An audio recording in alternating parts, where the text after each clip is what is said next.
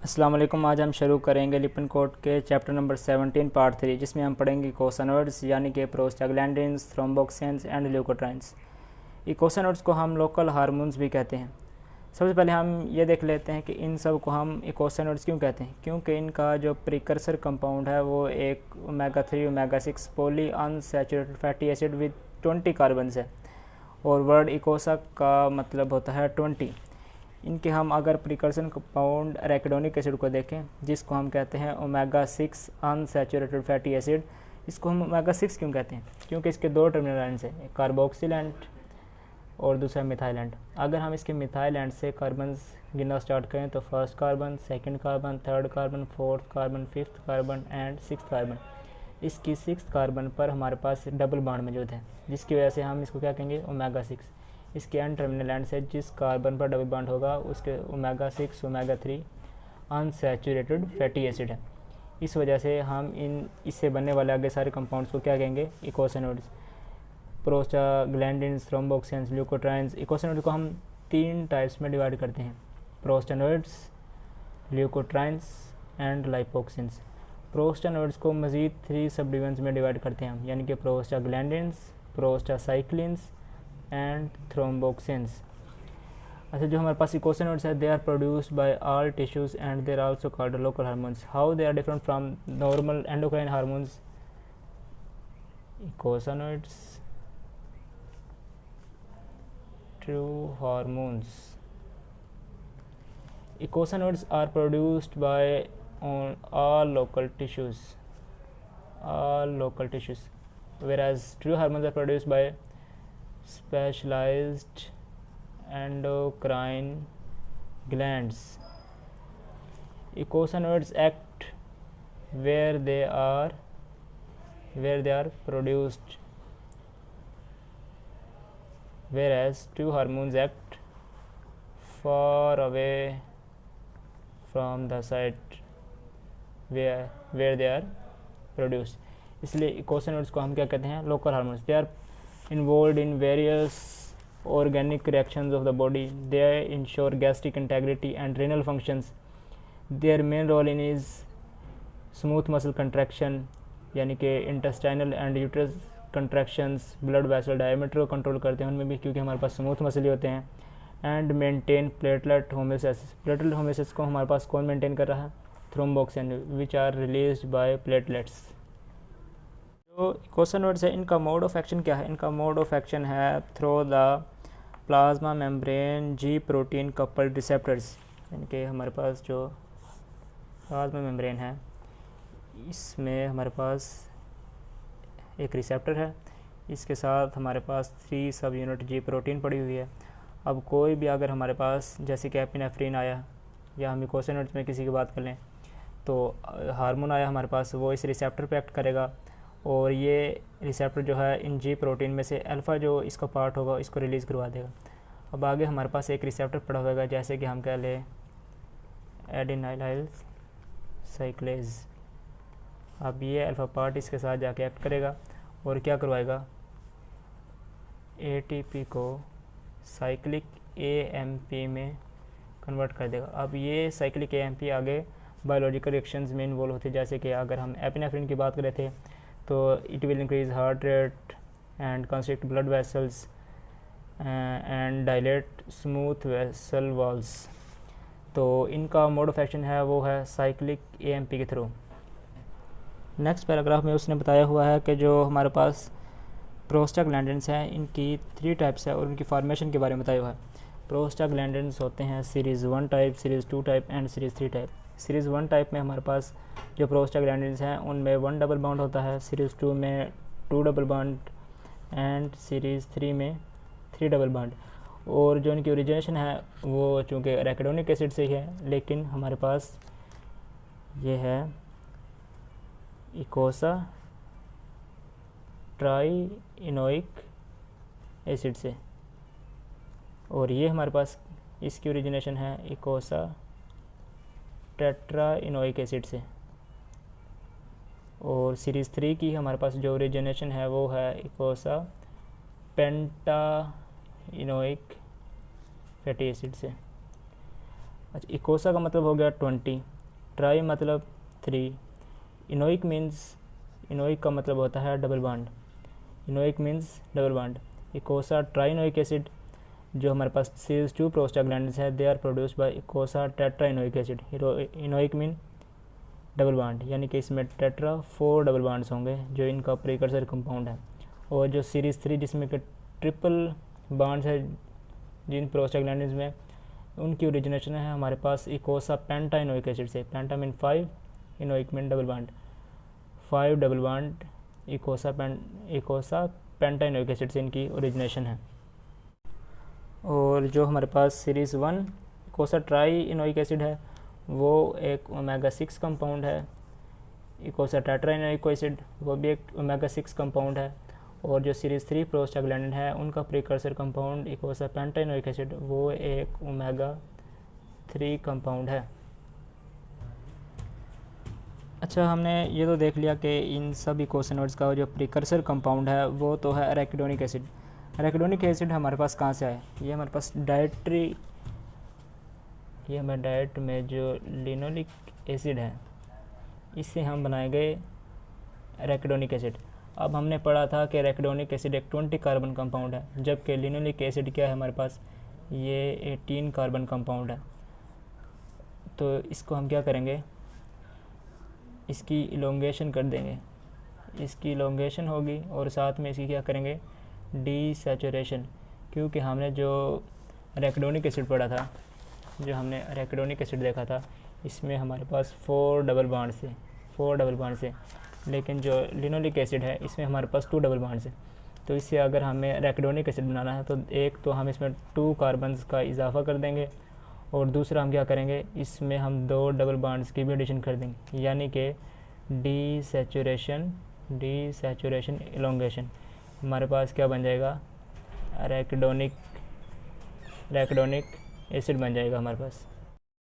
अब जब हमारे पास एराकिडोनिक एसिड बन चुका है तो ये मेम्ब्रेन फॉस्फोलिपिड्स में इनकॉर्पोरेट हो जाएगा। अब इस एराकिडोनिक एसिड से प्रोस्टाग्लैंडिन्स और थ्रोम्बोक्सिन बनाने से पहले हम प्रोस्टाग्लैंडिन और थ्रोम्बोक्सिन में डिफरेंस देख लेते हैं।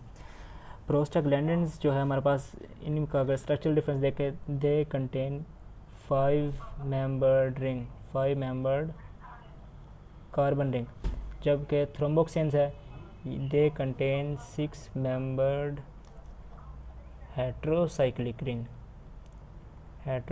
रिंग, जिसमें हमारे पास एक कार्बन की जगह पर ऑक्सीजन है, इसलिए हम इसको कहेंगे oxygen ring. Thromboxanes contain oxygen ring, while prostaglandin contain 5 membered carbon ring. दूसरा डिफरेंस हमारे पास ये है कि prostaglandins are secreted by vascular endothelial cells, जबकि थ्रोम्बोक्सिन्स है, they are released by platelets. Third difference, prostaglandins are vasodilators and platelets are vasoconstrictors। अब हम देखते हैं इनकी सिंथेसिस के बारे में। जो हमारे पास एराकिडोनिक एसिड था वो मेम्ब्रेन फॉस्फोलिपिड में इनकॉर्पोरेट हो गया था, मेम्ब्रेन फॉस्फोलिपिड में इनकॉर्पोरेट हो गया था। अब इसे हम अलग करने के लिए एक एंजाइम को यूज़ करेंगे। कौन सा एंजाइम? फॉस्फोलाइपेज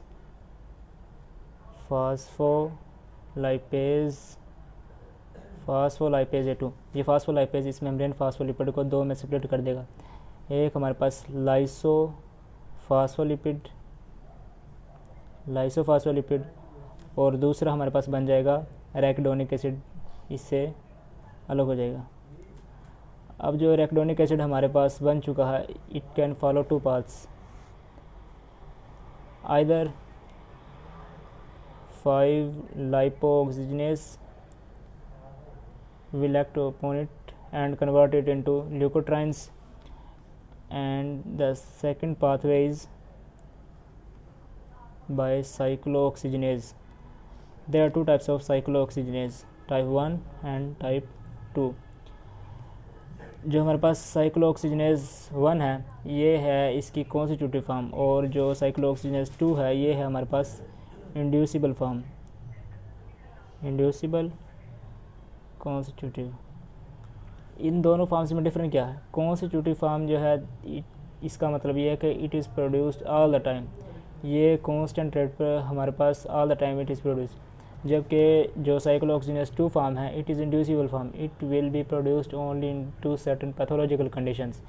यानी कि इसकी एक्टिवेशन से जब जहाँ हमारे पास इन्फ्लेमेटरी कंडीशंस पैदा हो रही हैं, इसकी वजह से हमारे पास हाइपर सेंसिटिव कंडीशंस पैदा होंगी, जैसे कि एनाफाइलैक्टिक शॉक वगैरह। ये हमारे पास पैथोलॉजिकल कंडीशंस में इंड्यूस होगा। whereas COX-1 is produced all the time at a constant rate। अब जब COX-1 हमारे पास एराकिडोनिक एसिड पर एक्ट करेगा तो it will convert it into prostaglandin G2। Prostaglandin G2 is now converted into prostaglandin H2 by an enzyme peroxidase। ये दरअसल COX-1 और पेरोक्सिडेज एक ही एंजाइम की दो कैटालिटिक साइट्स हैं। ये एंजाइम हमारे पास एंडोप्लाज्मिक रेटिकुलम की मेम्ब्रेन में मौजूद होता है और इसकी दो कैटालिटिक साइट होती हैं। एक फॉर्म को हम कहते हैं COX-1 और दूसरी को कहते हैं पेरोक्सिडेज। जो पेरोक्सिडेज फॉर्म है ये प्रोस्टाग्लैंडिन G2 को प्रोस्टाग्लैंडिन H2 में कन्वर्ट कर देगी। ये है हमारे पास असल प्रिकर्सर जिससे हम थ्रोम्बोक्सिन्स और प्रोस्टाग्लैंडिन्स की तमाम टाइप्स को बना सकते हैं। अब हम इन टाइप्स को 1 बाय 1 देखते हैं। सबसे पहले इसे हम बनाते हैं थ्रोम्बोक्सिन A2। इसका निमोनिक याद करना हमारे पास वो है CVS। जैसे कि हमारा मॉड्यूल चल रहा है कार्डियोवैस्कुलर सिस्टम, इसे याद करना है CVS। C फॉर क्लोटिंग, यानी कि ये हमारे पास प्लेटलेट की एग्रीगेशन करवाएगा। Second C for calcium mobilisation, it will mobilise intracellular calcium. V stand for vasoconstriction and S stand for smooth muscle contraction. S stand for smooth muscle contraction. Vasoconstriction, smooth muscle contraction दरअसल एक चीज़ है क्योंकि इसने vessels को constrict करना और vessels में हमारे पास स्मूथ मसल ही होते हैं। अब हम देखते हैं प्रोस्टाग्लैंडिन्स की डिफरेंट टाइप्स को। जो हमारे पास प्रोस्टासाइक्लिन है, प्रोस्टासाइक्लिन जो हमारे पास है उसका function exactly opposite to thromboxane है, यानी कि इसने वेजोकॉन्स्ट्रिक्शन करवाई थी। प्रोस्टासाइक्लिन क्या करवा देगा हमारे पास? वेजोडाइलेशन। क्या करवा देगा हमारे पास? वेजोडाइलेशन। इसने हमारे पास स्मूथ मसल कंट्रैक्शन करवाई थी, ये स्मूथ मसल रिलैक्सेशन करवा देगा। इसने हमारे पास क्लोटिंग करवाई थी, यानी कि प्लेटलेट एग्रीगेशन करवाएगी। और ये हमारे पास प्रोस्टासाइक्लिन क्या करेगा? It will inhibit platelet aggregation. अगर हम सेकंड प्रोस्टाग्लैंडिन देखें, यानी कि प्रोस्टाग्लैंडिन E2, इसका निमोनिक है हमारे पास प्रोफ। हमारे अभी प्रोफ होने वाले हैं तो इसे हम देख लेते हैं। इसका निमोनिक क्या है? प्रोफ। स्पेलिंग डिफरेंस है PRUVF, prof. P stand for it will protect gastric mucosa, R stand for it will regulate renal function, U stand for it is involved in uterine contraction at birth, uterine contractions. F stand for it is required for favor responses, तो ये हमारे पास prostaglandin E2 का mnemonic हो गया। और जो हमारे पास prostaglandin F2 alpha है, इसके फंक्शन भी exactly similar to prostaglandin E2 है, यानी कि it is involve in contraction of smooth muscle, it is involve in stimulation of uterine contraction and vaso and bronchoconstrictions. अब हम चलते हैं ल्यूकोट्राइन्स की तरफ। अब जो हमारे पास सेकंड पाथवे है जिसमें हमने कहा था कि 5 लाइपोक्सिनेज एक्ट करेगा, this 5 lipoxygenase will convert it into 5 हाइड्रोपरोक्सी